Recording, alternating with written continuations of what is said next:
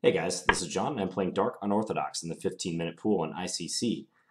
Played the same player a couple videos ago, and he played b4 on move 1 in that one as well. I played d5 there and got a decent position out of the opening, but maybe I'll play something different this time around. Just thinking what to do. Really don't want to think on move 1, but maybe it's okay to spend a little time just considering what to play.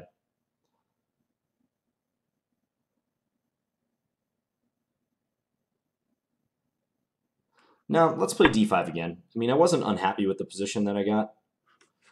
He just said, thanks for posting our previous game. I'll just tell him, good luck. All right, I'm going to play bishop g4 this time. And we'll see how this turns out.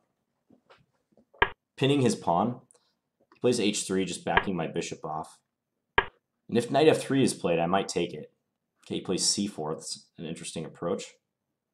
So if I take the pawn, I assume there's probably some way he can get it back, like queen c2, and yeah, just queen takes c4 to come. I could play e6. That's nice and solid. But if d takes c4, queen c2, I mean, there's nothing inherently bad about that position, I don't think. But we'll play e6.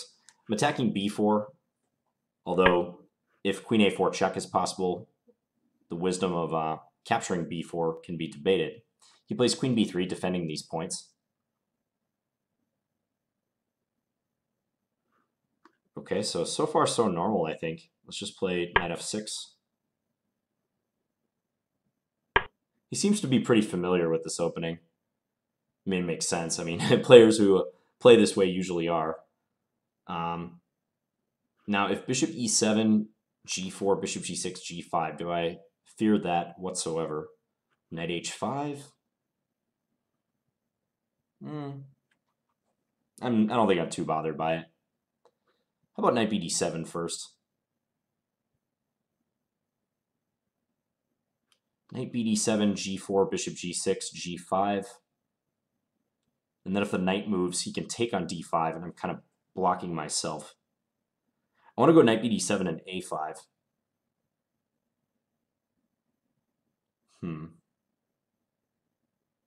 Okay, I'm just going to play bishop e7.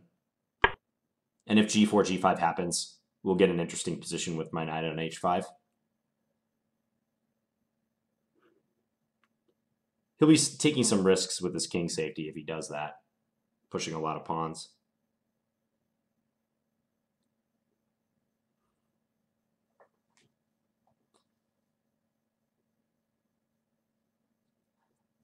Nice to get this player again because we played a very interesting game last time, and he had me on the ropes too. So let's see if I can extract some revenge.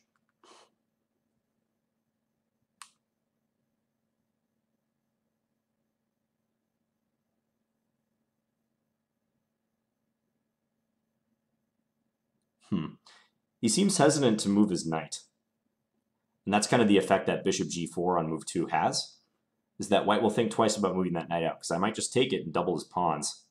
And it puts his king safety into question.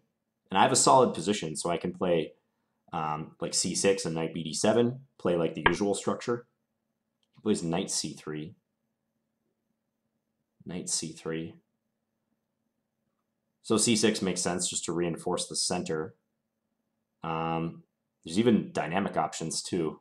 Like one thought that crosses my mind here is d4, e takes d4, knight c6. Hitting d4 and the b4 pawn. It's an audacious idea. Has some merit though.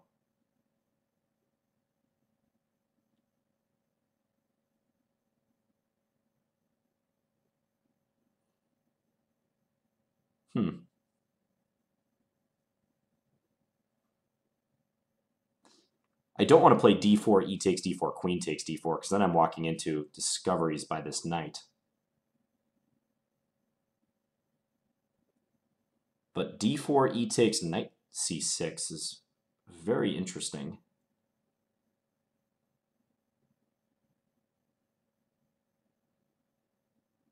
He might play d5 then, however.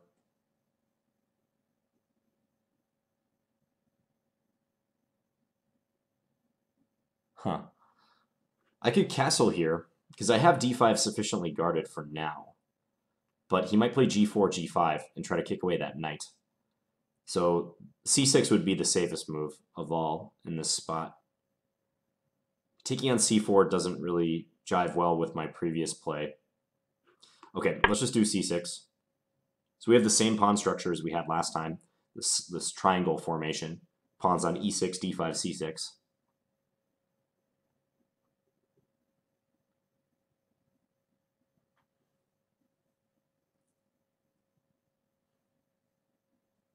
It is slightly annoying to concede white the queenside space, but we do gain a solid position plus development. I mean, it takes a while for him to catch up on development because he's making these pawn moves. h3, e3, c4, b4. Mainly c4, b4, though. h3 he did with tempo, e3 is normal. But I'll probably have a tempo or two on him in development, as happened last time. And I think last time I overestimated the effect of that lead in development. So it really depends on how he plays this over the next few moves, but my plan, if left to my own devices, would be castles, knight bd7, and this a5 move again. I like this a5 idea, just trying to undermine him on the queen side. I'm going to make a conscious effort to try to press him on the clock, because last time around, I didn't get a chance to do that. I was playing from behind the whole way. Let's just castle now. So he's made another pawn move. And I think it's high time for him to get some pieces out. He probably feels the same way. So he plays bishop e2.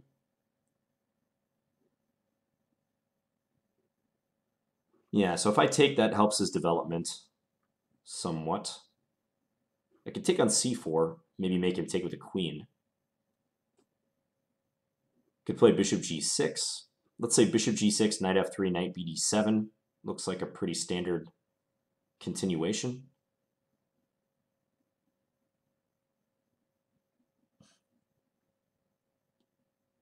Somehow taking on c4 is appealing to me. Let's try that. I said I'm going to try to pressure him on the clock, so let's not debate the ramifications of avoiding this capture. Let's just do it.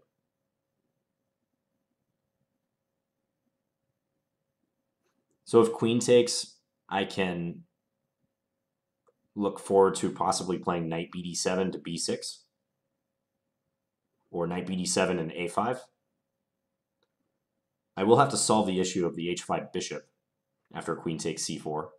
I kind of don't want to take on e2. For some reason, I don't want to take there. Okay, but he might not even make us make that decision. He takes with the bishop.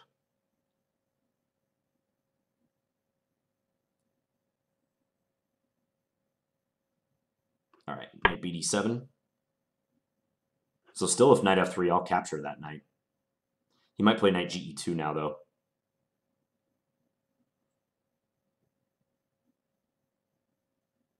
He's almost running out of squares with this bishop after that, like knight ge2, b5, but he has d3 available.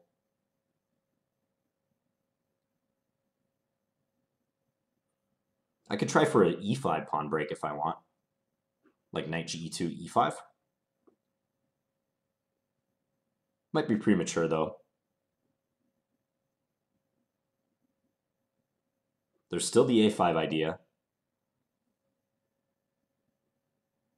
Knight ge2, a5. If he takes, I take with my queen, and then queen takes b7 is bad in view of rook fb8. And I would be attacking his queen and also the bishop behind it on b2.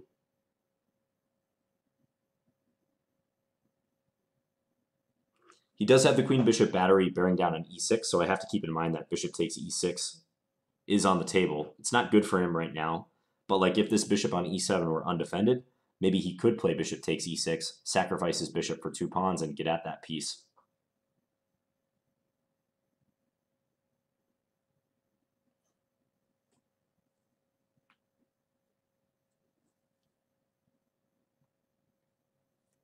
I'm curious how he'll treat this. It's move 11, and he still hasn't brought this knight out.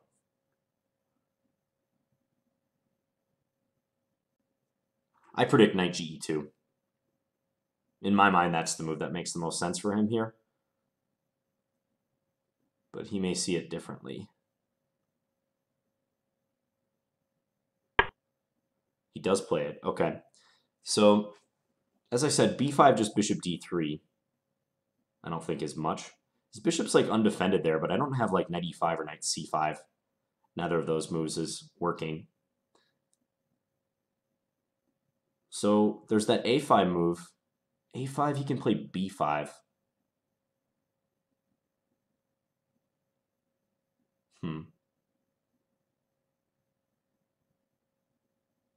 Not sure about that, because I'd love to play a4 thereafter, but he can just play knight takes a4. Doesn't appear to be working. I could play b5, bishop d3, then a5. He'll probably play a3, I would suspect.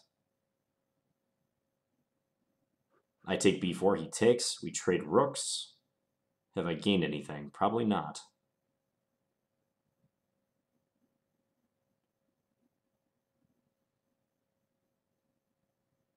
If bishop g6 right now, threatening b5, he could shut that down with a4. He could also maybe play knight f4.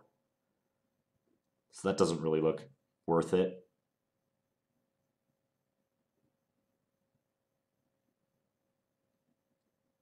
a5 is enterprising, though. Maybe a5, b5, c5 is possible.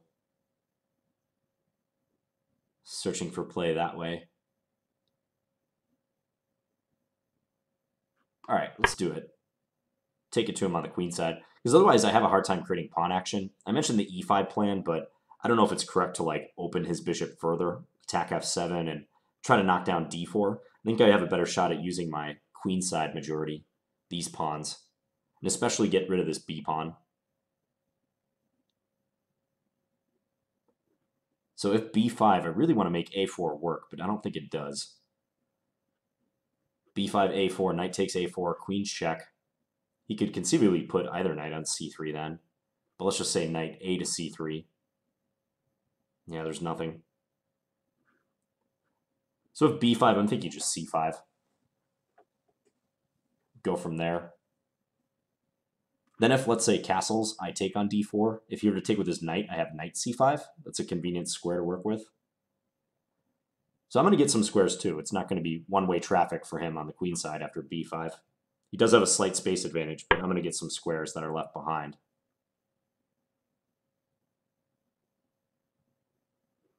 So yeah, let's do this one now. d5 makes a lot of sense for him here, but d5 introduces some possible issues for him. Yeah, he just castles right away. Okay, so I'm thinking take now. Let's do it. And try to get c5 for the knight. If he takes with a pawn, he has at least an isolated queen's pawn then.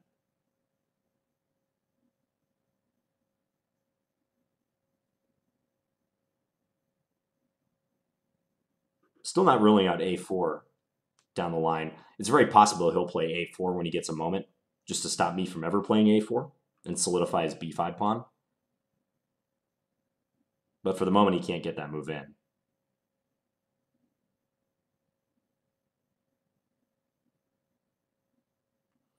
If he takes with the knight, let's say knight c5, queen c2.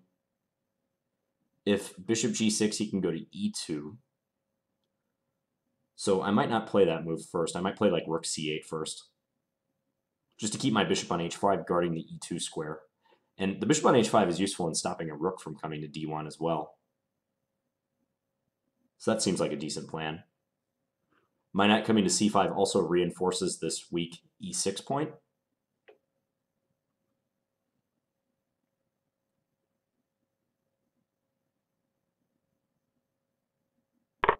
He does take with a pawn. That's probably the correct call. So now maybe he can go like knight f4 in the future.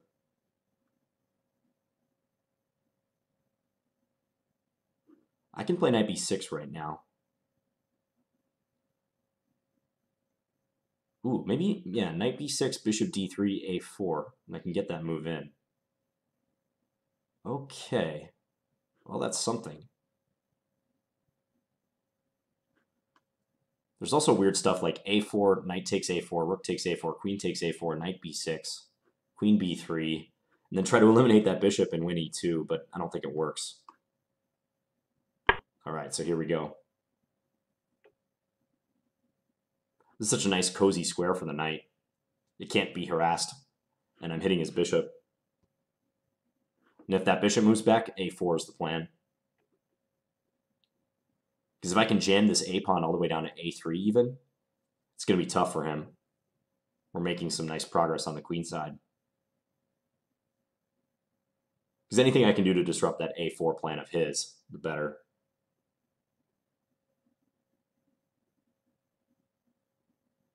So far, the time has gone all right. This one's probably headed for another time scramble. But I'll do my best. I feel like I have a slight initiative right now, and that he hasn't been super comfortable with my last couple of moves. So we'll try to press that.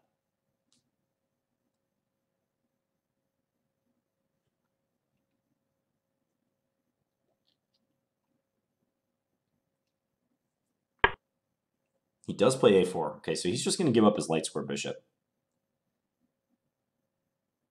which we should probably be happy to take. Yeah, let's take that one. Play rook c8, just nice and quick. Probably queen b3 should be played. And then I'm thinking maybe bishop d6 to stop knight f4.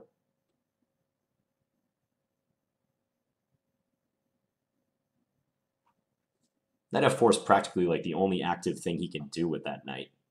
So it'd be nice to shut that down. And maybe like a backup plan then could be like bishop b8, queen d6. He does have this bishop a3 option though.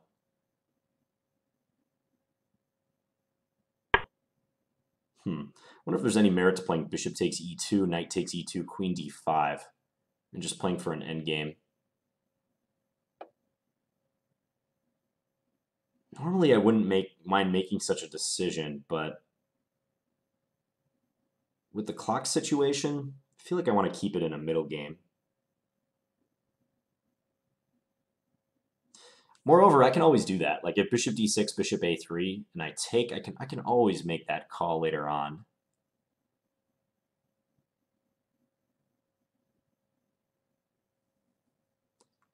What about bishop takes e2, knight takes e2, knight e4? That threatens knight d2, but is there much else to that move? I don't think so. Feels like I might have something here, but I'm just a little torn. Okay, let's just play our intended move, bishop d6.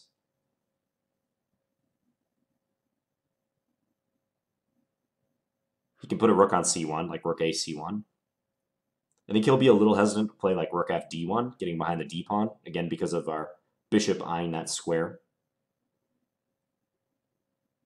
If he plays like rook a c1, maybe I'll play rook e8, so that if bishop a3, I can avoid the bishop trade if I want. I think he'll play bishop a3. But then I'm thinking, like, trade the bishops. Let's say he takes with his queen. And then if I want, I can play bishop takes e2, knight takes e2, knight d5, or even rook c2 perhaps. Probably knight d5. Oh, he actually plays this move. I didn't think he would do this. So he's not afraid of this pin. Well, moves like knight d5 makes sense now. Rook e8 still. Let's go rook e8. Activate this rook.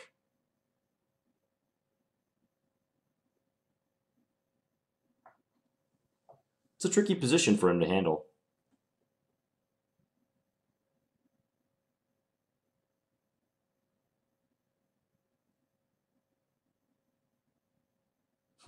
If I had played knight d5 on the previous move, he could move this rook again. Maybe I could have gotten to b4 then. We'll check that in the analysis. So this is a point in the game where, admittedly, I think I'm making some moves that may not be optimal. But I've said that I want to press him on the clock. I think he's hesitant right now. I kind of sense that. And I want to force him to make decisions. And what's nice is I think my position's secure enough where I can make like, second or third rate moves and not much really changes. The pawn structure is stable. There's no tactics that he has. There's nothing real dangerous he could do. So if he's going to burn like 15 to 30 seconds on every move, and I can just make second rate moves now, that's fine by me. This is in fact a strategy a lot of my opponents have used. Okay, so now like maybe bishop b4, pinning him. You can play bishop a3 though. But then I can take on e2. And if he takes b4, I have bishop c4. Okay, let's do it. So real quick decision making. So the tactical justification there again, for those if you missed it, was bishop a3, trying to trade my bishop. Then I can take on e2. And if bishop takes b4, then I have bishop c4 in between move. Very important. And then after he moves his queen, I can take on b4. And if bishop a3, bishop takes e2, he plays rook takes e2, he would drop c3. If knight takes e2 instead, he would drop d2. So that's why this move is annoying. I think he'll probably move this rook again, actually, like rook d3 or rook c2, something like that. But if he puts it on d3 or c2, he's in range of my light square bishop, at the very least.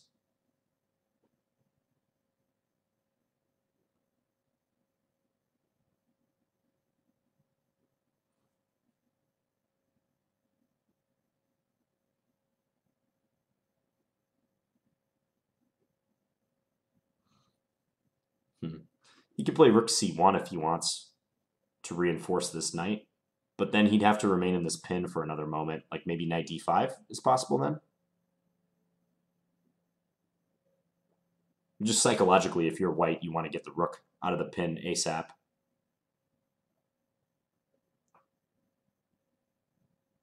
I predict he'll play rook to c2. He does not. Okay, so he's attacking my light square bishop, so I'm just probably bishop g6. Just checking to make sure I can't win anything. I don't think so. So yeah, let's do that.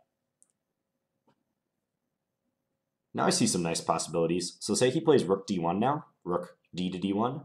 I can play knight d5, adding another attacker to c3.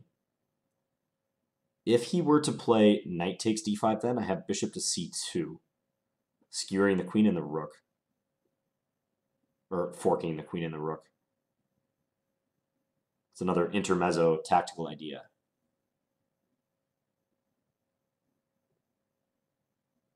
And he's just getting super low on time. It's just, yeah, minute and a half and we have a board full of pieces left.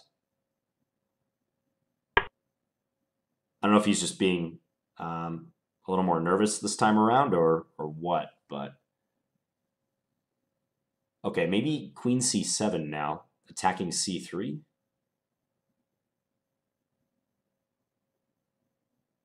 If knight d5, well, yeah, I can still play knight d5 here, right? Knight takes d5, bishop takes d2. Nothing has changed with that. Yeah, knight d5. If rook c1, maybe knight f4. Looks super duper annoying for him.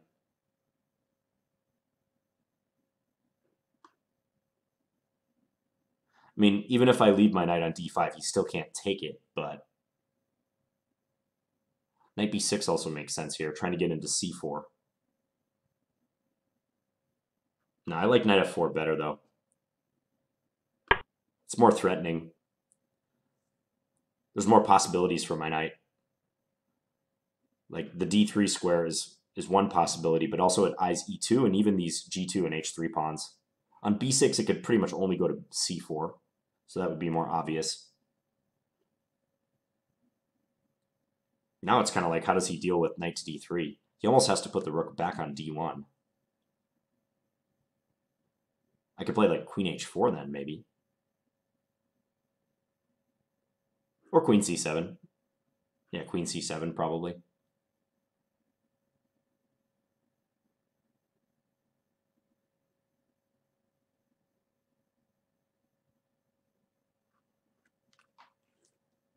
30 seconds remaining for him.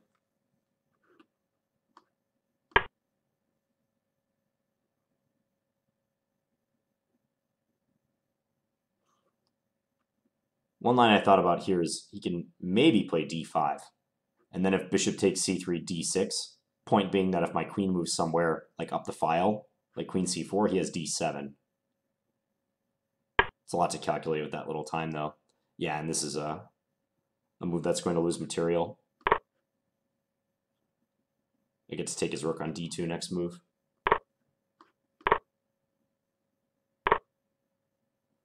Okay, so now, I mean, anything will win because he has 5.7 seconds left, but let's try to be accurate. If queen c4, he can trade queens and then play knight d6. Knight d5 is really solid. That allows like no counterplay at all. Let's do that.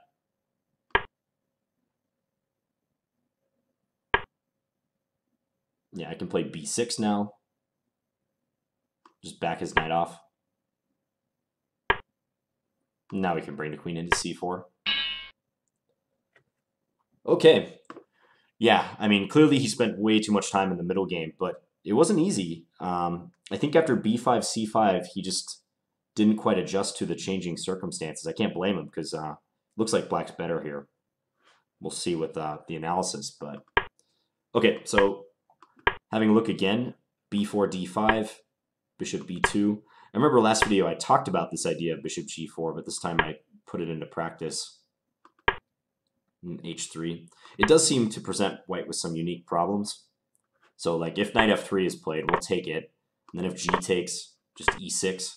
And black can set up their pawns on light squares, as often happens in this structure when you part with the light square bishop. And always his king side will be damaged. So this is playable for white, but that was the plan if he had played knight f3. So c4, let's start the engine here. So I thought if I took this pawn, he was just going to play like queen c2 or something and try to regain the pawn. So I wanted to keep that pawn anchored on d5 for the time being. So e6, queen c2, knight f6, e3 was played, bishop e7, knight c3. Computer keeps wanting me to take here or play knight c6. Interesting. Ooh, now it's giving a line that was similar to something I looked at. a5, b takes a5, d4, e takes d4, knight c6 with mayhem. Attacking a5 with the knight and also hitting d4. Crazy position, but it looks like black might be coming out on top. But I played just c6, solid, reinforcing. He played d4. Oh yeah, I think I looked at d4 right here. So that was the move I considered. d4, e takes, and knight c6. This wasn't sure about, I think d5 was the move that worried me a bit. The computer says e takes d5. What if pawn takes? Just knight takes b4. Okay, and we're hitting this a couple times. It looked very messy. But yeah, I'm not surprised to see that. The computer thinks that this is a good idea for black. So c6, d4, castle. He played bishop e2. I took on c4. Maybe he should take with the queen, unless there's something wrong with that approach. b5, queen b3, bishop takes e2, knight g takes e2, a5. And if a3, we can take, trade, check, and then play knight a6, hitting this pawn. Aha. And he's going to have a hard time defending. I think one idea is if knight a2, queen d5 is very strong. Hitting g2 and offering a trade of queens. And if he trades, then knight takes, and looks like he's going to lose this pawn. We're attacking it 3 times, and he's only defending it once. So that's the downside of an opening like this, it seems to me. I mean, the orangutan itself is not bad, but I feel like white often gets overextended if black just plays kind of a normal setup. And last time, he did a good job of managing that and actually punishing me for trying to like exploit his overextension or perceived overextension. But this time around, I kind of was able to pose him some problems. So yeah, now I started undermining his pawns. a5 and then b5. Maybe a3 is decent. Maybe he should just keep the pawn on b4, play a little more modestly. b5, bishop d3, a takes, rook Check. takes, bishop takes. Here I can't put my knight on a6, unfortunately. It's already been committed to d7. Just kind of looking at what the computer suggests here. Take, knight b6. We have a fixed pawn structure. Yeah, maybe b4 is likely to just become weak. But he played b5. I got to play c5. Castles. Now I took. And if knight takes, I was intending on playing knight c5, queen c2, and then rook c8. And I think I have something here. It looks nicer to play black. I have a really strong knight on c5. Yeah, again, I feel his position's a bit extended, overextended. If I play bishop g6 right away, even though the computer likes that, I didn't like the fact that his queen could slide to e2 and defend the bishop. So yeah, I'm pretty sure I would have played rook c8 right here. So he took with the pawn instead. So right now, I have 8-10, he has 7-24. I mean, we're both getting somewhat low on time, but we'll just watch his time usage over the next few moves, because that's really what encouraged me to play the way that I did. So knight b6 hitting his bishop, and he just chose to allow me to take it. So right here, okay, so he burned a little over a minute playing a4. If bishop d3, I was going to play a4 myself, and I'm pretty sure that's what worried him, why he didn't play it. Queen c2, yeah, rook c8 or a3 I think would also be pretty good. And it's annoying for white when he can't put the pawn on a4. Like now this pawn is kind of stranded. Granted, my pawn's a little bit stranded too, but with the ability to play a3 and also the c-file pressure, we like black here for sure, and the isolated d-pawn for white. So a4 was played. I grabbed the bishop. He took. Rook c8. Queen back to b3. I played bishop d6. Yeah, and these next few moves I think were played too slowly by him. So he has 5:45. We're still like relatively close on time. What's the other move I was thinking about here? I think it was bishop takes e2. Knight takes e2, queen d5, playing for an endgame. And I was considering the position like here, but I mean the main reason I didn't take this more seriously is that the time. You know, if like I was lower on time, or maybe the times were reversed, I might have thought about this a bit more, because black probably does have something here still too, in view of white's isolated pawn. But somehow it just seemed better to keep the tension, keep our options open. And as I said, I think the position is good enough for black that we can choose moves that objectively are not the best, but that can be played quickly and make him make a decision. So bishop d6, yeah, about 45 seconds or so burned on rook f d1. We played that.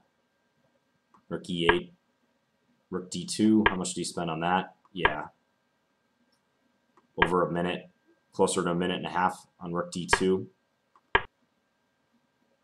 Now I felt really emboldened. I played bishop b4, pinning. Yeah, this one was also over a minute. Knight g3, bishop g6. Yeah, another 40 seconds right there. He's just not going to make it on time. Yeah, knight d5.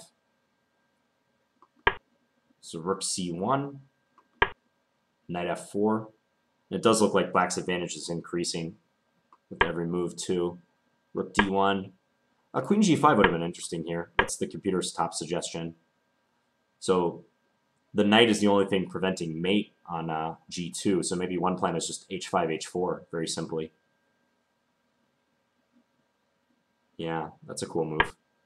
But I think queen c7 is plenty good as well. Knight e4.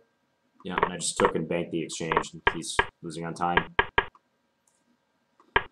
Okay. Yeah, that one went a lot better than the last time.